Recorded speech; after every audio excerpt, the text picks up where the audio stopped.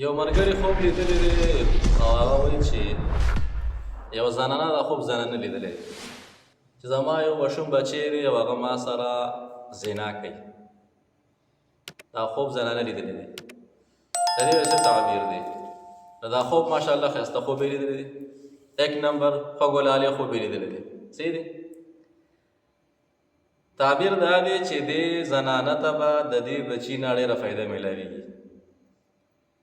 دا بچی چې غټ شي نوجوان شي نه دا وایي د مور ډېر زیات خیال ساتي، مور ته به ترې ډېره فایده وي، د هغې د صحت به خیال ساتي، د هغې چې د طبیعت مطابق کار به کوي، د هغې خبره به مني.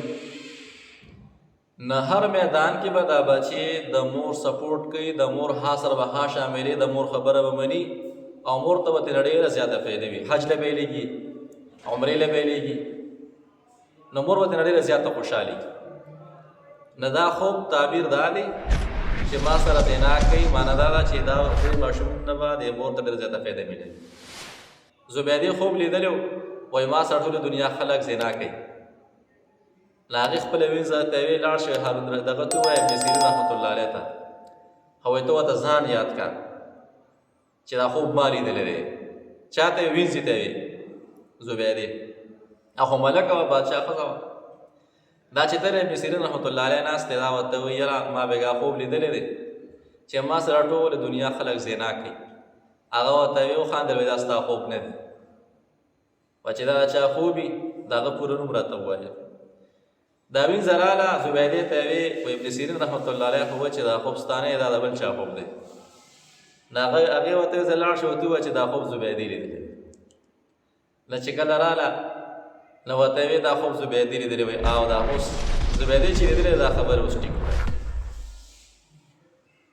نو خوب خو ډېر خطرناک و ښکاره، ظاهرا ډېر خطرناک و، د ټولې دنیا خلک ما سره زنا کوي.